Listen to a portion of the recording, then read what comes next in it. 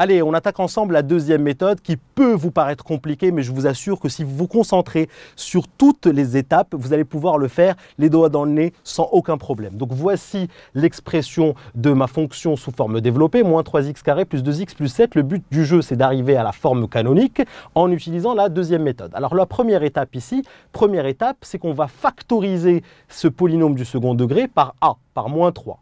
Très bien. Alors, je vais d'abord vous écrire la première étape et ensuite, je vais vous l'expliquer. Donc, regardez ici, je mets f de x est égal à moins 3 et j'ouvre un crochet. J'ouvre un crochet et puis je dis que c'est moins 3x au carré divisé par moins 3 plus 2x divisé par moins 3 plus 7 divisé par moins 3. Alors ça, ce n'est pas quelque chose de naturel, mais si vous regardez bien, en fait, c'est quelque chose qu'on a forcé. Si vous voulez, on a forcé la factorisation par moins 3, alors que ce n'est pas évident. Vous allez me dire, mais pourquoi tu as fait ça? Vous allez tout de suite comprendre. Regardez, si je fais moins 3 fois moins 3 divisé par moins 3, d'accord, ça va me donner moins 3. D'accord? Si je fais moins 3 fois 2 divisé par moins 3, ça va me donner 2. Si je fais moins 3 fois 7 divisé par moins 3, ça va me donner 7. Donc, si vous voulez, ici, j'ai factorisé par moins 3. Si vous voulez, je vais refaire le calcul pour que cette première étape soit facile pour vous. Vous prenez le a, d'accord? Et puis, vous mettez ici moins 3x divisé par moins 3, plus 2x divisé par moins 3, plus 7 divisé par moins 3. Donc, voilà la première étape.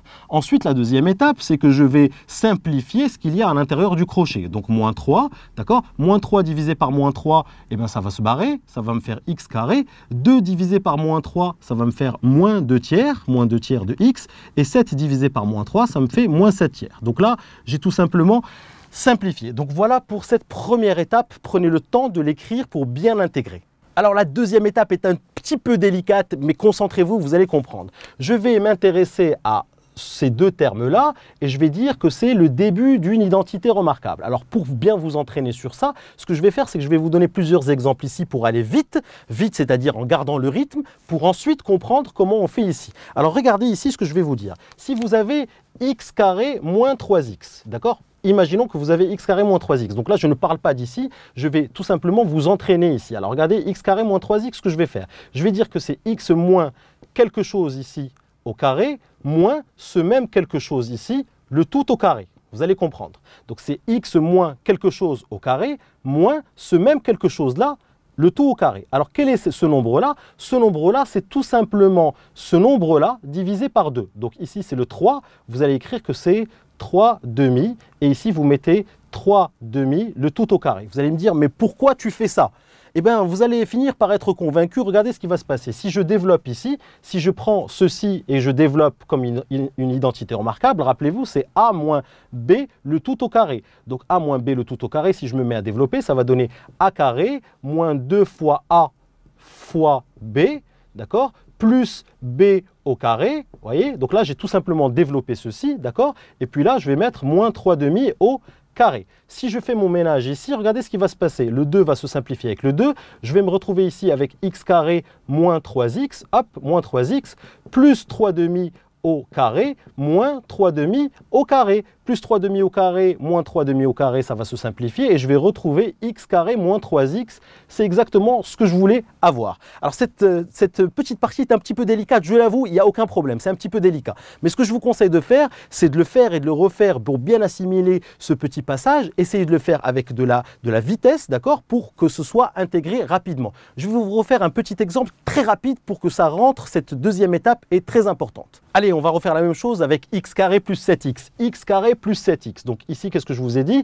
Ici, comme il y a un plus, je vais faire x plus quelque chose au carré, mais toujours ici moins. Ce même quelque chose-là, le tout au carré. Alors pourquoi j'ai mis plus ici? Parce qu'il y avait plus 7x. Donc ici, je mets plus, d'accord? Alors quel est ce quelque chose-là? Eh bien, c'est cette valeur-là divisée par 2. Donc ici, je vais mettre 7 demi, d'accord? Et puis ici, je garde la même valeur ici. Donc ici, ça va faire 7 demi, le tout au carré. Vous voyez, si je vais développer, regardez, je vais tomber sur x carré plus 7x. Donc si je développe avec une identité remarquable, a plus b le tout au carré, c'est a carré plus 2ab plus b au carré, vous le savez, je vous l'ai dit tout à l'heure. Donc allons-y, a carré plus 2 fois a fois b plus b au carré. Boum, avec une parenthèse, et puis ici, moins 7 demi au carré. Regardez ce qui va se passer. Le 2 va partir avec le 2. Je vais avoir ici x carré plus 7x plus 7 demi au carré, et boum, moins 7 demi au carré. Et regardez ce qui va se passer, le 7 demi au carré moins 7 demi au carré, il va me rester x carré plus 7x, et c'est exactement ce que je voulais. Donc ce petit passage, travaillez-le autant de fois que nécessaire pour que ce soit fluide. Revenons maintenant à notre exercice pour la forme canonique, et on va appliquer ce qu'on vient de faire ici, et vous allez voir, ça va aller très vite. Allez, on revient à notre exercice. Regardez ici, j'avais factorisé par moins 3, je vous ai expliqué la première étape, et je me retrouve ici avec un crochet. Je vois ici un x carré moins 2 tiers de x. Donc, je vais appliquer ce que je vous ai expliqué ici sur cette quantité-là. Alors, d'abord, je vais réécrire le moins 3, je ne le touche pas, j'ouvre mon crochet, je vais m'intéresser à cette quantité-là, et le moins 7 tiers, pour l'instant, je ne le touche pas, je le mets ici. Alors, qu'est-ce que je vous ai expliqué? Je vous ai expliqué que vous aviez ici x carré moins 2 tiers de x. Qu'est-ce que vous faites? Vous voyez un moins, donc vous faites x moins une quantité ici au carré, moins cette même quantité ici, cette même quantité-là, on va la mettre ici et on va la mettre au carré. Alors, quelle est cette quantité? C'est le 2 tiers divisé par 2. On divise 2 tiers par 2. Si vous divisez 2 tiers par 2, ça vous donne 1 tiers. Donc, je mets le 1 tiers ici, et comme le 1 tiers est là, je le remets ici et je l'enlève au carré. Voilà, vous avez bien compris. Donc, maintenant, vous êtes sûr que ceci en rouge, c'est bien cela. Parce que si je développe ceci avec l'identité remarquable et je fais mes simplifications, je vais bien tomber sur cette quantité-là. Alors, très bien, on y va, on fait la suite. Alors, égal, et qu'est-ce que je vais faire maintenant? Je vais tout simplement ici, moins 1 tiers au carré, moins 7 tiers. Ces deux quantités-là, je vais les additionner, et surtout, je ne vais pas toucher à x moins 1 tiers au carré. Donc, x moins 1 tiers au carré, je le garde. Moins 1 tiers au carré, ça fait moins 1 neuvième, moins 7 tiers. Le moins 7 tiers, je le garde. Alors, ces deux quantités-là, je vais les additionner rapidement. Donc, ça fait moins x moins 1 tiers au carré, moins 1 neuvième, moins 7 tiers, ça me donne moins 1 neuvième, moins, alors je vais mettre au même dénominateur, donc je vais multiplier par 3, 3 fois 7, 21, boum, moins 1 neuvième, moins 21 neuvième, ça me donne moins 22 neuvième. Voici, hop, x moins 1 tiers au carré, je le recopie, je mets ici moins 22 neuvième, puisque moins 1 neuvième, moins 21 neuvième, ça me donne moins 22 neuvième, le moins je peux le mettre ici, hop, voilà, à ce niveau-là, j'y suis presque. Vous allez me dire, est-ce que c'est une forme canonique? Rappelez-vous, la forme canonique, c'est a facteur de x moins alpha au carré plus bêta. Mais le a, il est en facteur que du x moins alpha au carré, il n'est pas en facteur de bêta. Donc vous serez tenté de dire ici, voilà le a. Mais non, alors si vous voulez, ici, cette quantité-là, elle est en facteur de tout le crochet, alors que là, elle est en facteur que de x moins alpha au carré. Donc là, ce qu'il faut faire, c'est tout simplement redévelopper le moins 3 sur cette quantité, et encore moins 3 fois cette quantité. Et là, on va obtenir la forme canonique. Allons-y, ça fait donc moins 3 facteur de x moins 1 tiers au carré, et puis moins 3 fois moins 22 neuvième, moins fois moins va donner plus, 3 fois 22 neuvième va me donner plus 22 tiers. Hop, plus 22 tiers. Et là, regardez ce qui se passe. Moins 3 facteur de x moins 1 tiers au carré plus 22 tiers. Je reconnais ici le a qui est égal à moins 3. Le voici, ça c'est le a. X moins alpha, donc alpha ici c'est 1 tiers. Je reconnais ici l'expression x moins alpha au carré plus bêta, et le bêta ici, c'est le 22 tiers.